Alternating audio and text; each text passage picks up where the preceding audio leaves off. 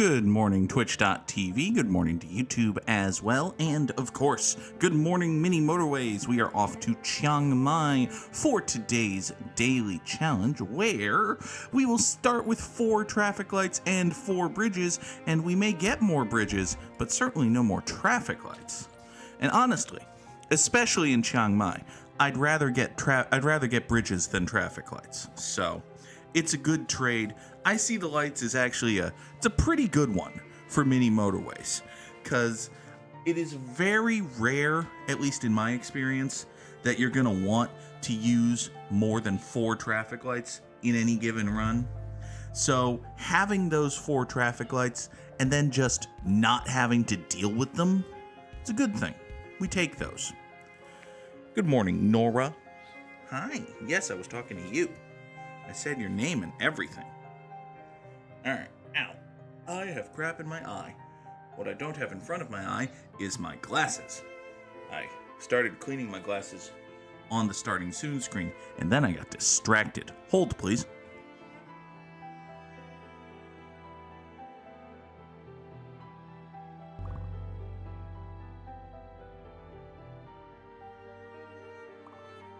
I started cleaning my glasses, and then I got distracted by stuff. And now, well, okay, we have a roundabout. That's good. Now, can I sneak this roundabout in right here? I can. Tremendous. Let's do that. We're going to run this green roundabout right like so. So this little house just lives right on this circle. We do a roundabout here because a traffic light would have been a pain in the ass, really. So we've got, goodness gracious and pain. Problems all over the place. Actually, I think the problems are going to result in repositioning the roundabout. Because, yeah, we're going to have to reposition the roundabout. That'll be fine. You just snake and slither your way over here. We'll try to get the roundabout into, like, here-ishly. Can I get the roundabout in, like, here-ishly? Anywhere? Guys? Oh, I got it right there. Okay. We can make that work, I guess. Here. You two come in just like that, and now the pinks will have to deal with the roundabout for every facet of their existence. There. This looks like a good, safe, simple roundabout, doesn't it? This is like the ones they teach you about in traffic design school, right? The ones that you should place at every intersection if possible. This is just I've basically built a cul-de-sac. Except it does, okay, it's not a cul-de-sac because it goes other places, but it's a neighborhood centered around a circle, which is kind of the basic concept of the cul-de-sac if you don't think too hard about it. Look, it's fine, okay? We've got this yellow circle, so we draw the bridge back and the yellow road and everything's gonna be okay, and give me 30 road tiles. I'm at a nice number of road. As long as I'm at nice roads, we're gonna be okay. A lot of people call Dustin the nice roads, but he's a 50-year-old man from Texas with a mean streak. Anyway. This is a pink, which will go up here. This is a pink business, which honestly might just live in this way. Like, there's no great way to deal with... Okay, you come over here. You 2 yellows are going to service that business. And you 2 are going to come down here and take care of... Yeah, you 2 are going to be supplementary, whatever. You're going to be extra guys coming in this way. Okay? You 2 are enhancement talent. All right? Yes, that was a wrestling reference. Sometimes on wrestling shows they decide, well, we've got this big guy we want to get over, and we've got this big star who we want to get over, and we want the crowd to be interested in, but we don't actually want to beat anybody they know.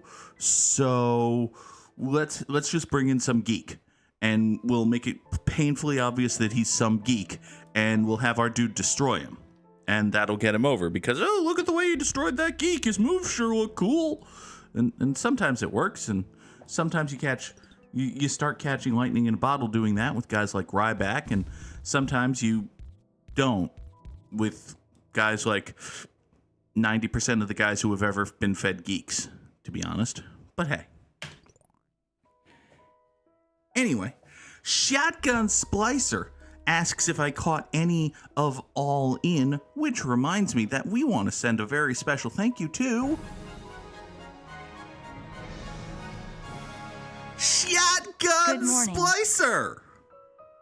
Shotgun Splicer, 6 months in a row with the Twitch Prime. Thank you, Shotgun Splicer. We appreciate it. You purples, come over this way. Thank you for maintaining your status in the Goog Troop, giving you access to all of these lovely Tier 1 emotes. Hey, I have a quick question. What the fuck is this song? The Labyrinthos Night theme. Okay. Goodbye. You are too low energy for the chill lo-fi podcast. Not podcast, but music stream thing that we've got going here. Anyway. You, motorway number 1, get over there. Green's coming into here. So Shotgun Splicer wants to know if I saw any of All In. I saw all of All In, with the exception of like 45 minutes of the first hour of the pregame show, because, you know, AEW spent weeks telling me and the rest of the audience that, hey, the pre-show starts at noon, folks. We're going to kick off the pre-show with an ROH tag title match. You really got to watch the pre-show. It starts at noon. It starts at 12 noon. Now, we know it's in England, so it's going to be a weird time, but it's just like football. It starts at noon. And then they started the pre-show at 11. So, good job, All Elite Wrestling. Good job. But, you know, I didn't miss anything in the 45 minutes of pre-show that I missed. It was a bunch of video packages and talking heads. And listen, I can watch Renee Paquette talk about a great many things for a good long time. But I got plenty of it in the hour of the pre-show that I did see. So anyway, All In was a fucking fantastic show. I was nervous, I will admit, I was nervous going in that it would not be a great show. AEW on the week-to-week has been iffy of late, which is unfortunate, but true. And the build for All In has been iffy, if we're being kind. A slightly unkind description would be that it has been bad.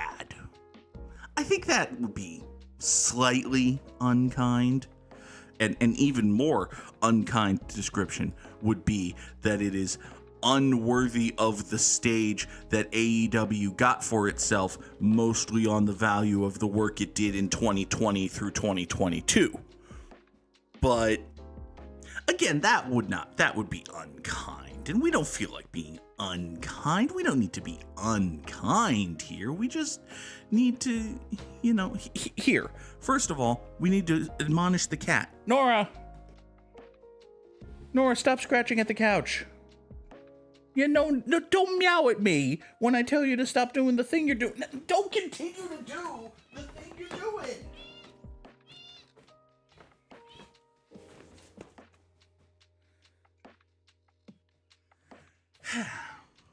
Anyway, where was I? Oh, right. We were repositioning this road. That's what we were doing. We're gonna take you and you. We're gonna move motorway number 1. So these two are gonna go up that way. Meanwhile, these 3 are gonna come here and around and down and parallel bridge times and into there. And that has the nasty tack-on side effect of meaning we have to bulldoze both of these trees. Sorry, trees. So now the purples swoop around down here, in like so. These pinks are great. This guy is the most supported pink guy. He's a very satisfied customer right now. We've got 4 pinks going into here, still 5 pinks coming into this circle, so that's A-okay. You are an obnoxiously placed yellow guy, although, come to think of it, I can use that yellow guy to make my life a lot simpler, actually. Because we can get rid of this road that I'm never using, which will allow me to get this going over to here, right? Follow my logic here. You then, will go up like so. We'll shorten the purple road. And you two can come this way. There. That all looks so much nicer, doesn't it? Oh, it looks so good. So I was a little nervous going into All In, and coming out of All In, I'm still a little... Hold on.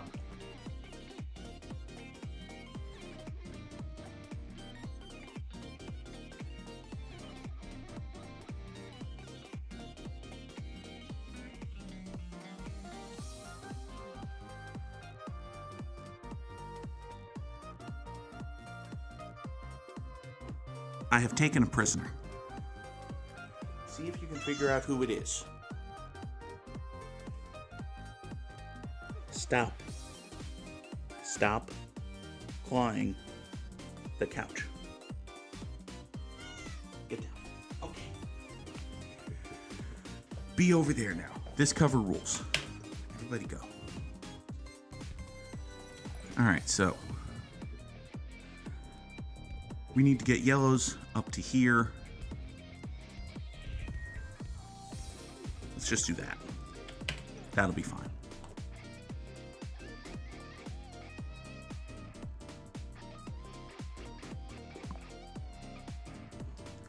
And we'll take a motorway. We've still got 57 spare road tiles. So instead of having nice roads, now we have ketchup roads, which, okay, fine. Listen, Dusty was in so many bloody matches in his career that he could have been called Ketchup Roads. Sunflower Space wants a stretch, which is always a good idea. Always a good idea to take a moment to stretch, especially when your back gets stiff after using the treadmill for the first time in a significant amount of time yesterday. Which I did. I used my treadmill for the first time in a significant amount of time. You light blue guys, get over to here. We are going to put our first traffic light. Hey, we got 4 of them. We might as well fucking use them, right? So we'll have these 7 blue guys come down here, and then this is actually a perfectly shaped traffic light because as they're approaching, they either turn left or go straight. So these light blues come over to here, and they'll service this business. We got 2 brand new purple guys. Ergen problems, we got brand new purple guys. Okay. All right, listen. We can do things with brand new purple guys. You come up this way. Presumably we're going to get more purple houses at some point. Hopefully. In the meantime, we're going to snake these purple roads down here like so. Alright, so you two come down that way. You go over here. You need service uply. Okay. I tell you what, here, you two take these 2 and motorway 2 there. So these 2 go there. These 2 go here. Oh, this guy is pretty much genetically engineered to go, okay, we don't need this road anymore. You know, this road that we've had for a decade, we don't need that anymore. Because you can go down there, and you can go down here, and I don't remember the words to our Truth Some theme song. What's up? What's up? It's a very wrestling-themed episode today, which, I mean, makes sense. We did just watch a show with 80,000 people live in attendance. For the love of God, Nora.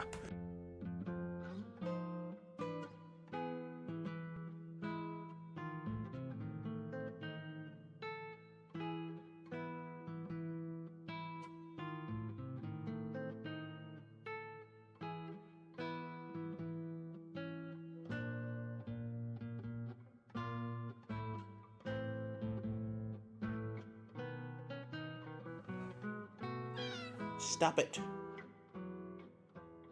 stop clawing the couch. That's it. This is the only request at the moment. I need road tiles. Give me a bridge. Alright. You are a yellow guy. That's mildly unfortunate, but workable.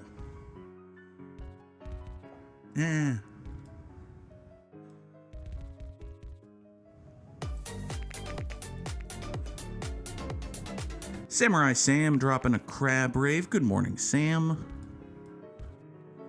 Chasing the cat is exhausting work some days.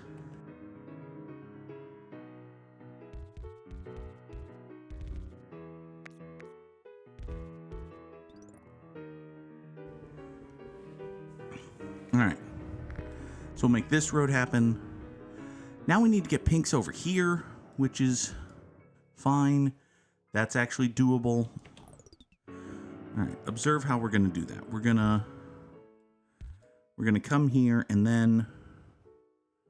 No, actually, I have a better idea. We're gonna do... No. How do we do this? Oh, I see how we do that. We traffic light right here. Yes! So now these 6 pinks come down here. By the way, yellow, get up there. Help that. Be useful. Be contributive. Be contributive.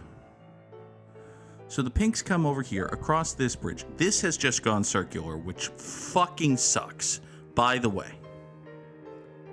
Don't go doing that Sunflower Space. Stick to the lakes and rivers you're familiar with, or however the song goes. These pinks will come down here. They got a traffic light right here. They can turn left and into this plaza, or they can keep going straight and all the fucking way down here. That'll be fine. You take care of that. You 2 up over here service this. You 3 go that away. This is all fine. This is all fine. So my point is, All in fucking ruled. It was a fucking tremendous wrestling show. It was, like, here's the thing. Historically, and by which I mean for the 10 or so years between, say, WrestleMania 20, starting around WrestleMania 24, 5, something like that, and continuing pretty much exclusively until WWE started doing WrestleMania as a 2-night show, and even so with WrestleMania being a 2-night show, WrestleMania has always been kind of bloated. Like, WrestleMania has been like a 6 or 7 hour show, and it's been a chore at times to get through. Not just because WWE is bad, although the fact that WWE is bad definitely played a part in it. So, but it's just a very, very, very long show. And for a long time, well, and related, possibly somewhat related news, AEW in general has an issue where their big shows, their pay-per-views, are very, very long. They're very, very good, but they're very, very long. So when I looked at Wembley Stadium and I saw the 80,000 people and I saw the set and I saw that all of the hype that AEW was putting into it, I know that AEW has a thing where all of their pay-per-views are important and they try not to have one be more important than the others, and that's good and that's fine. At the same time, you can't deny this felt like WrestleMania, and they were treating it like WrestleMania. So when AEW's doing a show that they want to be WrestleMania, the thought occurs, oh good lord, this show is gonna be 9 hours long, or something ridiculous like that. As it turned out, All In had some of the best, if not just the absolute best pacing of any AEW show. It was 4 hours long. Now listen, 4 hours is a long time. And if you don't like wrestling and you don't want to watch wrestling for 4 hours, that's fine. And I get it. 4 hours was okay. Like, there have been longer AEW shows than the big super huge stadium show, which I would not have bet on. And I bet a fair number of other people also would not have bet on. Hey, question. How the fuck are we supposed to get pink guys over to this guy? Just like as a concept, as an idea. How are we supposed to pink this guy? I don't know how we're supposed to pink this guy. Here's how I'm going to choose to pink this guy. We're going to have this pink come up here. We're going to murder... Now, hold on. Yeah, we're going to murder this road. You, and you are going to motorway number 3 yourselves over to here. Now, you may have noticed that I've robbed pinks from this situation, which is true. I have. However, what you're failing to account for is fuck you. Specifically, we can come down here, swing up here. You can come down here. We're going to get a couple more road tiles. There. So these 2 pinks right here service this business. This motorway exists. I get some road back from over here. Okay. AEW does run fewer pay-per-views than WWE per year, although we'll get to that. Hold that thought, Shotgun Splicer. Well, just hold that thought. Now let's see here. You are a pinky purple. You need to get over that way. You need to get up to here, which, I mean, that's timed rather poorly, but okay. Here, let's just kill this road that nobody ever uses. Come out to here.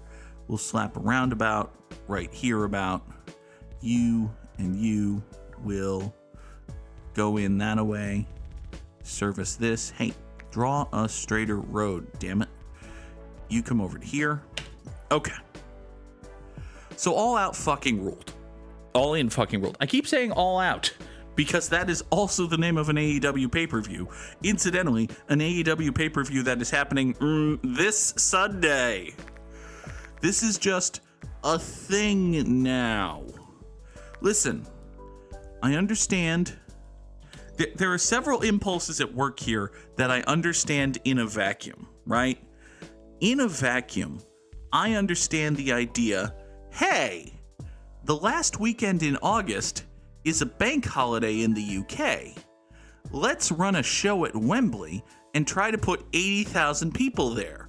We'll make a fuck ton of money and it can be our WrestleMania. I understand that. It's a perfectly fine, reasonable, logical impulse. It's a good idea.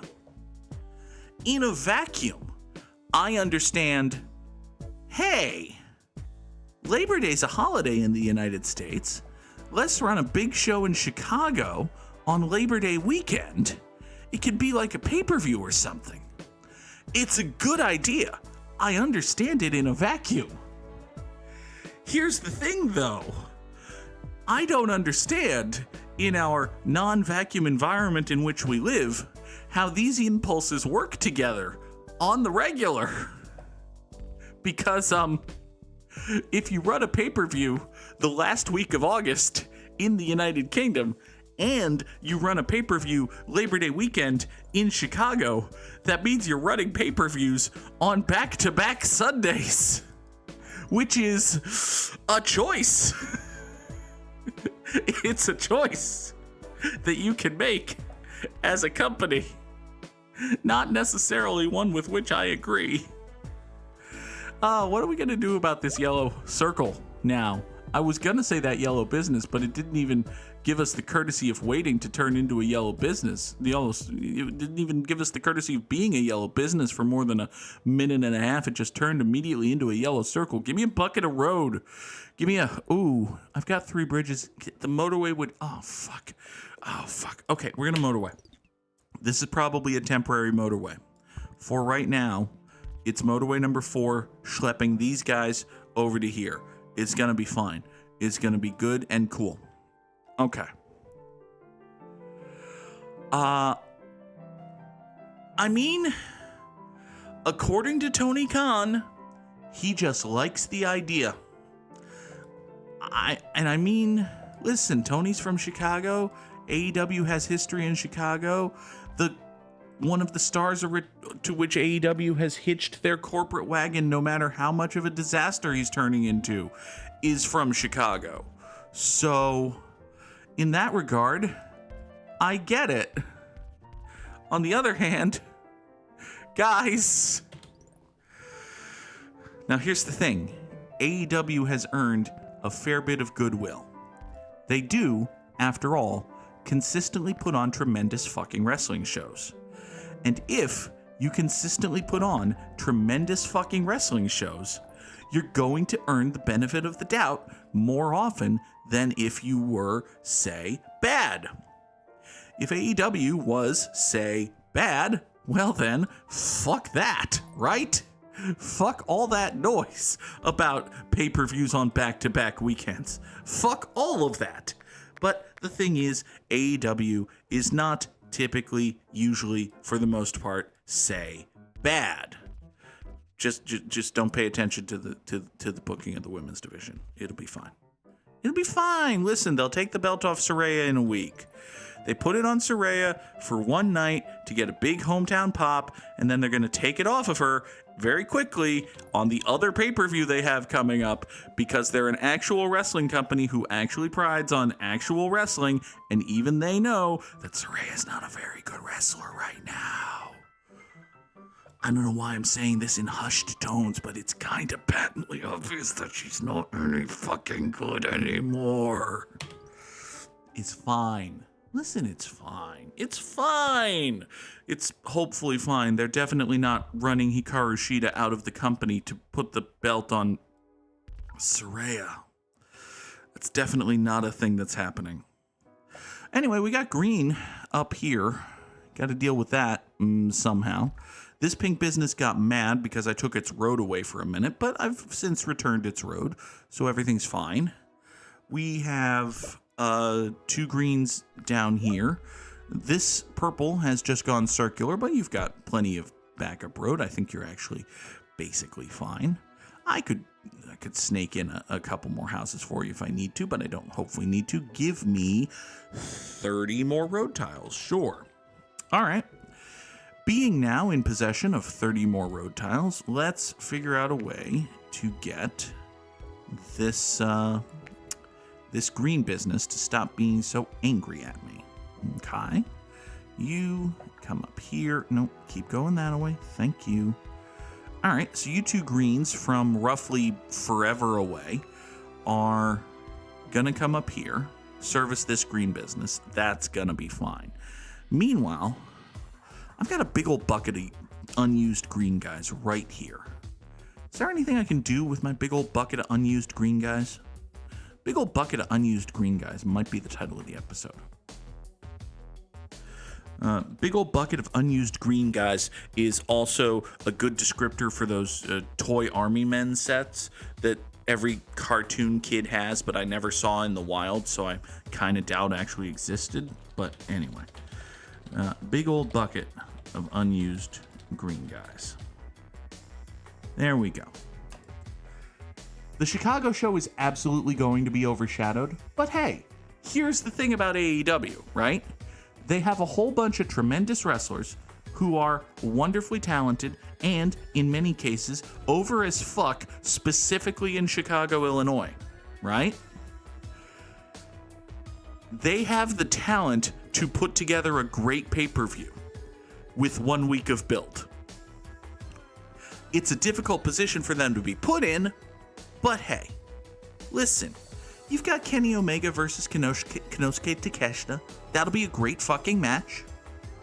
You've got Chris Statlander versus Ruby Riott. That'll be a match that happens. You've got Powerhouse Hobbs versus Miro. I'm semi-reliably informed that Powerhouse Hobbs is good. I've never seen it, but, you know, maybe I'm just wrong about stuff. Miro's good. Powerhouse Hobbs and Miro could be a ton of fun. You've got Darby Allin winning the TNT title. I'm a gigantic Darby Allin mark, both in the sense that I'm a fucking gigantic person who likes Darby Allin, and that I really like Darby Allin. So I'm here for Darby Allin's gonna win the TNT title. I'm a fan of a wrestling match, the build to which is basically Darby Allin's gonna win the TNT title. Sunflare Space wants to know my top 3 European foods, which, well, Italy's from Europe, so I could just say various forms of pasta, right? I don't know where you get off thinking that the Goog is like some sort of cultured person who knows things. But, I mean, yeah, the positive is all the wrestlers who had travel issues can still be on a pay-per-view. Unfortunately, see, here's the part where we get back to the questions about booking, because, do I want to see AR Fox on a pay-per-view? I guess. AR Fox is good. And given the heavy heat angle they used to write off Rey Fenix, it would be weird if he was just okay to go a week later. So, yeah. This light blue guy right over here is kind of kafucked, which, is bad. On the other hand, we do have 3 light blue guys right here, so I think we can make something happen. Now, this is going to be a suboptimal intersection, but we're just going to have to deal with that. These pinks over here servicing this business, yeah, you're just going to have to deal with stuff. Sorry. Also, this business is already mad at me, so just telling them to deal with stuff is going to work out wonderfully, I'm sure. You go up that way. You go over to here. Samurai Sam wants me to know how we have so few bridges for the square, which is probably a good question. I don't know. Ask the game. The game's mean to me. There were a lot of scrapped matches, but I don't think it was because of travel issues so much as it was people got hurt, right? You're not running Bryan Danielson versus Nigel McGuinness in Chicago a week after your UK show, both because that's a terrible idea and because Bryan Danielson is still hurt. You're not putting the women's title back on Jamie Hayter or, kickstarting her feud with Britt Baker or something. Give me a motorway. Actually, now that we have this motorway, we can be much nicer to various things. Here. You are going to come up this way. We're going to get to murder all of this road. All of this road, we're going to get it all back. We're going to get all of this road back. We're going to motorway into this business. We get all of this road back. Look at all the road we just got back. And now, this roundabout still wants to exist, but it's going to exist in a different place. It's going to exist here. Okay, I'm going to pave all of this just to stop anything from spawning, but I want the roundabout to be right here. I need this roundabout to be totally cleared out, which is going to take a minute. But once we have that minute, I want that roundabout cleared out so we can put the roundabout right here and have the purples and light blues just kind of work together toward harmony. Okay? Work together toward harmony sounds like a slogan for a North Korean construction program. Okay? Don't actually think about what it means to work together toward harmony, but for the love of God, do it. All right. You swing down this way. Yep, we do that. You, and you go in there just like that.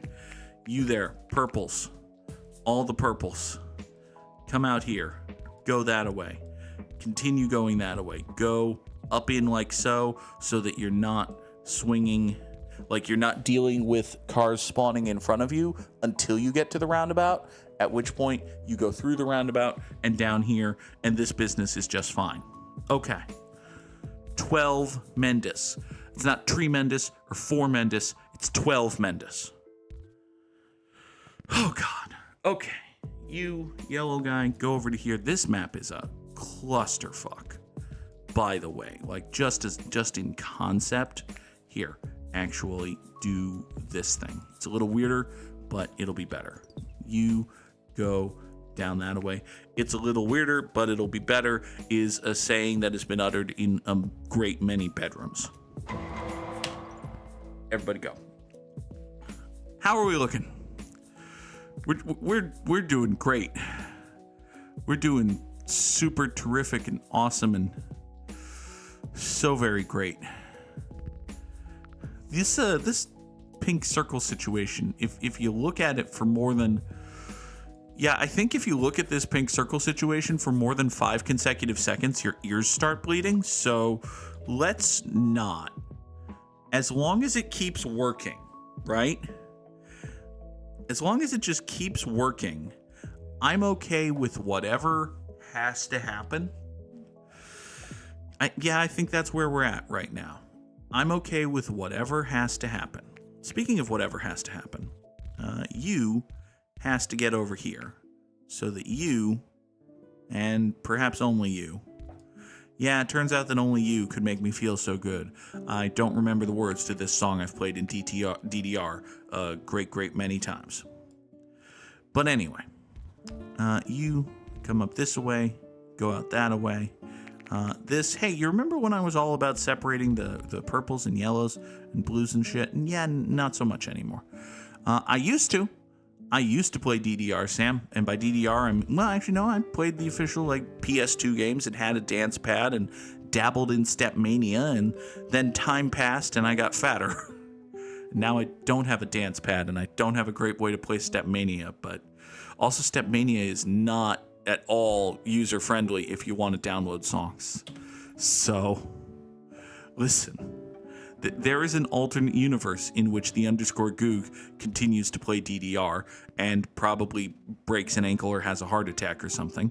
And we don't live in that universe. You come over to here. This purple circle is mad about stuff, which, not a fan of you being mad about stuff. Here, let's make you less mad about stuff, shall we? Let's just chop this and this and redraw motorway number 2 over here, like so. You're fine. You might as well get on that motorway. You might as well point in a accurate southerly direction. That'll be fine. You are being deployed to the south. That's all well and good. So I keep returning to the basic concept of, yes, All In was a tremendous fucking wrestling show. All In was a tremendous fucking wrestling show. Am I still exceedingly nervous about the medium and long-term future of All Elite Wrestling? Yes. Will I ever not be anymore? Maybe. It depends. How much of their fortunes do they want to tie to the health and good behavior of one Charles Montgomery Punk at any given moment? Because it seems like the more they try to do that, the less it fucking works. This'll be fine. This will be fine. There definitely isn't a chalkboard backstage that says it has been days since CM Punk had a physical altercation with a coworker where they recently had to erase the number on it and replace it with a 0. There definitely isn't one of those. Oh, Lord. Okay. All right, we've got a bunch of unused pinks right here. We've got this nightmare fuel of the double pink situation going on here. And we've got this pink business way the fuck over here. Do you see what I'm getting at? Because what I'm getting at is, let's take motorway number 3, shorten it significantly. You go right over to here. This business will be more happy. You swing up that way. That business will be more happy. You 3 jump up here. These business will be more happy. Basically, we are all about American capitalism, baby. Make the businesses happy. All right, give me 30 road tiles. We've got bunches of roads. I've referenced Dustin and Dusty, so by process of elimination, Cody has to be bunches of roads. I don't know why, but it completes the trifecta. This light blue guy is mad, which, okay. Like, honestly, just looking at this map kind of makes me mad, and I'm the one who built it, so let's see here. This yellow can come down here. That's not going to do anything other than service this business, but listen, one thing at a time. The next thing is probably an actually important thing. We need to get dudes down here, which, yeah, I agree. How do we do that? It's a wonderful question, to which I don't have an answer. What are we gonna do, I wonder? Well, okay, here. I have a cluster of 3 unused blues right here, and I have a motorway. I think perhaps I'm overcomplicating things. I think perhaps motorway number 6 can just supplement by shunting blue dudes way the fuck down here. And we just do that. Like that does seem fairly reasonable to me. It seems like a good plan. Maybe not a perfect plan, given that we've created a bit of a traffic log here, but don't think about what I mean by traffic log when I should have said traffic jam. It's fine. All of the yellows are angry now, which, I mean, okay.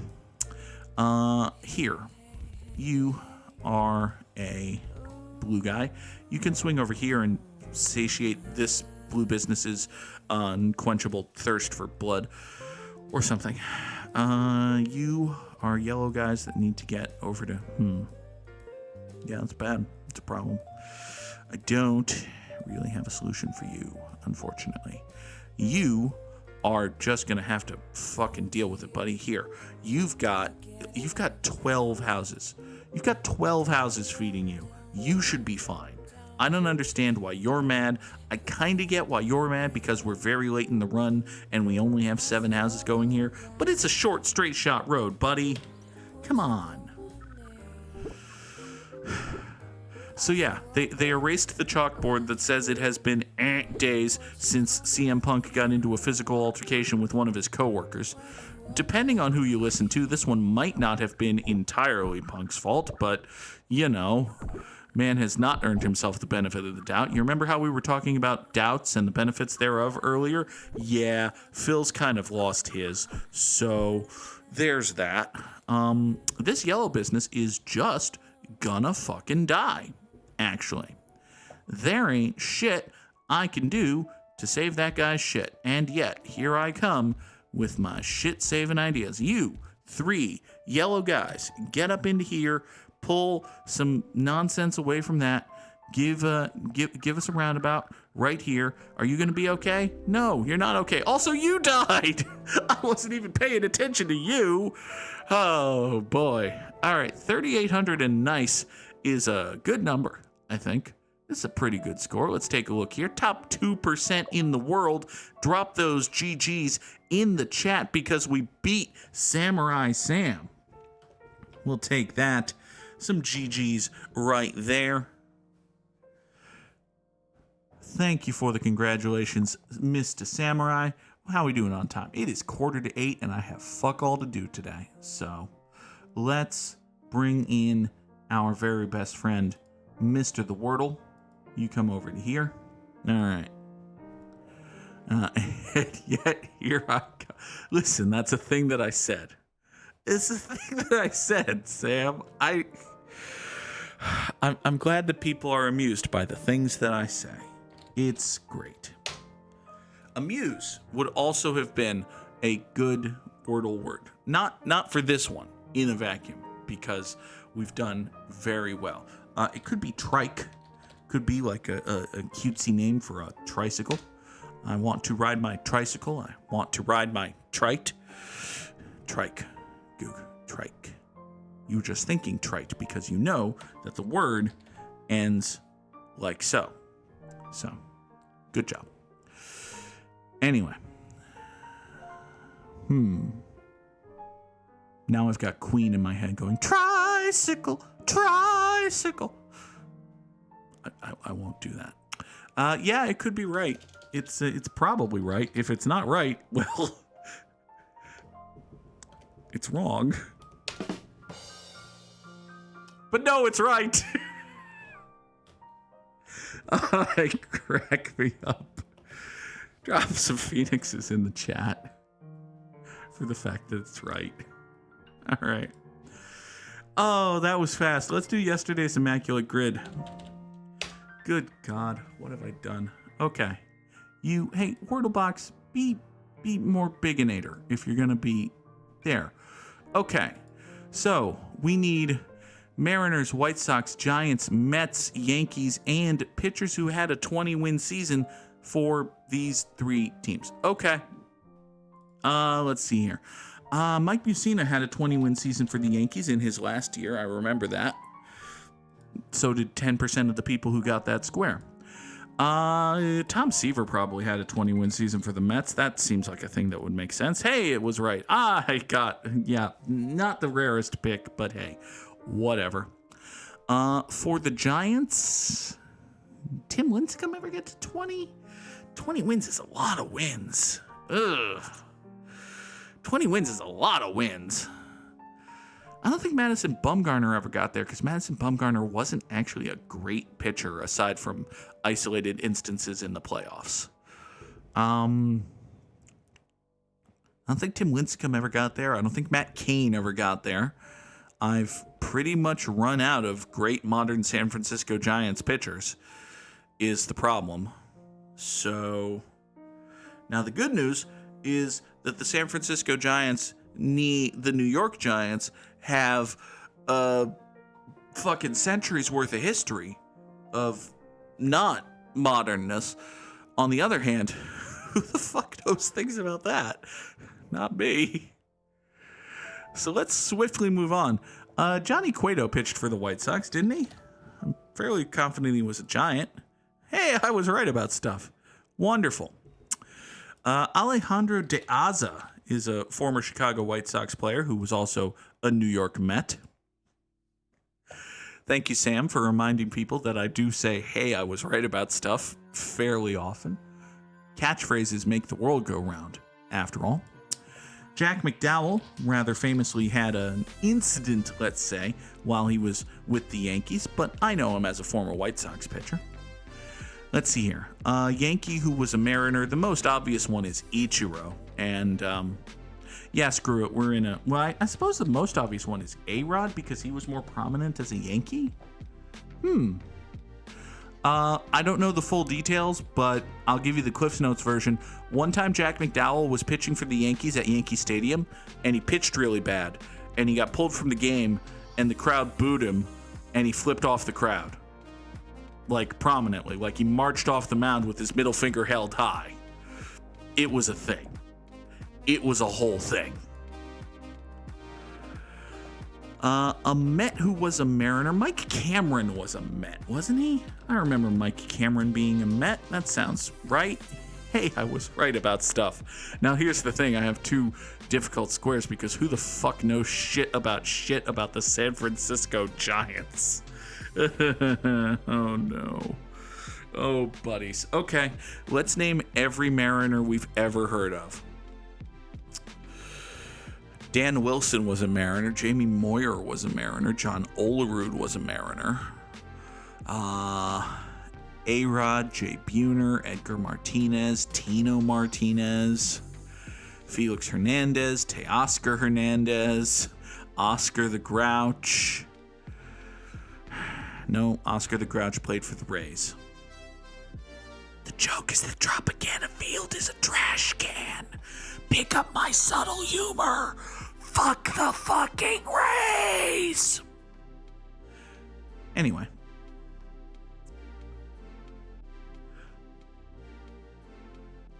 Tim Lincecum ever play for the Mariners?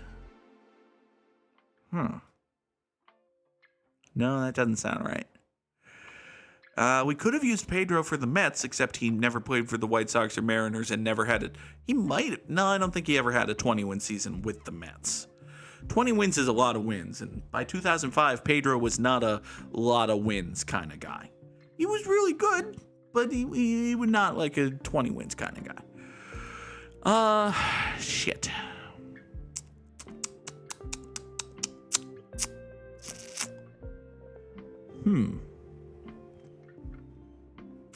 Motherfucker. I'm not going to get either of these, is the thing. Was Edgardo Alfonso a Mariner? That just came to me. There's a prominent Mariner who played his last year in San Francisco in our lifetime. Okay. Prominent Mariner played his last year in San Francisco. I don't think I used Ichiro, so that doesn't count. A-Rod didn't play for the Giants. Prominent Mariner. How many prominent Mariners can I name? I've named most of them. Edgar Martinez was a lifetime Mariner. Jay Buhner got traded from the Yankees to the Mariners and then kind of fell off the face of the earth. John Olerud never played in San Francisco. Adrian Beltre was a Mariner, but he went to Texas, retired with the Rangers.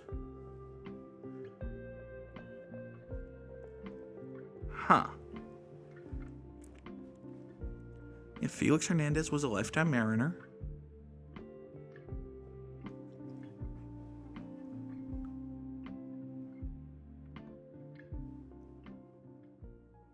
Brett Boone might actually fit the category. Doesn't really count as a prominent Mariner. Sam, have I named this prominent Mariner? It might be Brett Boone. Let's try to think. I have not named this. Fuck. Was Randy Johnson a Giant?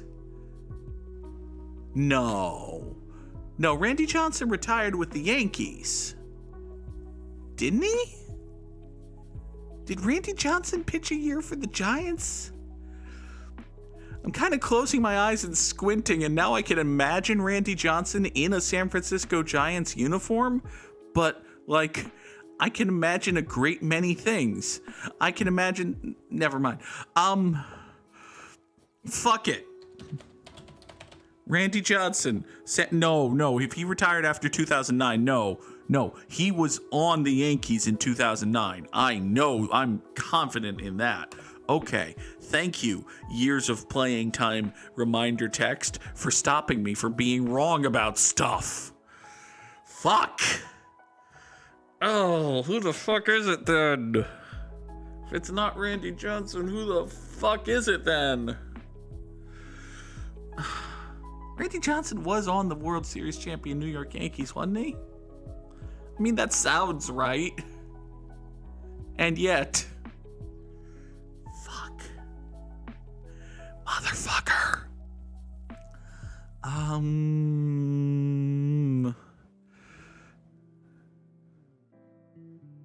Sam is like pulling his hair up because it was Randy Johnson and I stopped myself. I'm saying fuck it again.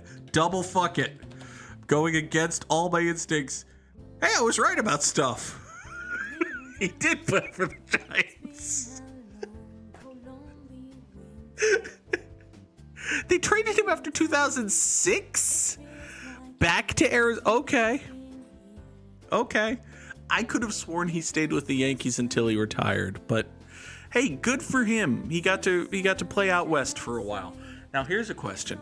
Who in the fuck has won 20 games in a season for the San Francisco fucking Giants? It's quite possible that the answer is nobody, and you have to go back to the New York fucking Giants. Which, oh boy. Okay. I'm not going to take a blind stab at old-timey dead ball pitchers because I'm just going to be wrong about stuff. Therefore, I have to pick a modern Giants pitcher. And if I'm going to pick there's a Hall of Famer San Francisco Giant who did it. Really? Oh, God, the Giants were probably, like, good in the 70s or something. The 70s or 80s. Nolan Ryan never pitched for the Giants, did he? No, I don't think so. The 60s. Okay. Yeah, that doesn't help. Fuck it. I'm saying Tim Lincecum, and if we're wrong about stuff, well, we're just wrong about stuff. We are wrong about stuff. Yay. 36. Now, granted, I guess that's better than the Mets, who have had 6 and yet get on this, but Juan Marichal. Okay. I've heard of him. That's a dude. Yep. Okay. But hey, listen, the average score was 6 and I got 8. The grid is not exactly immaculate, but hey, we'll deal with it. Folks, thank y'all so much for watching. I may or may not be back tomorrow morning with more Good Morning Mini Motorways. I might have a super early assignment. It depends. We'll know for sure later. So watch the Discord space. We'll be back tomorrow. Have a great day, everybody. Bye-bye.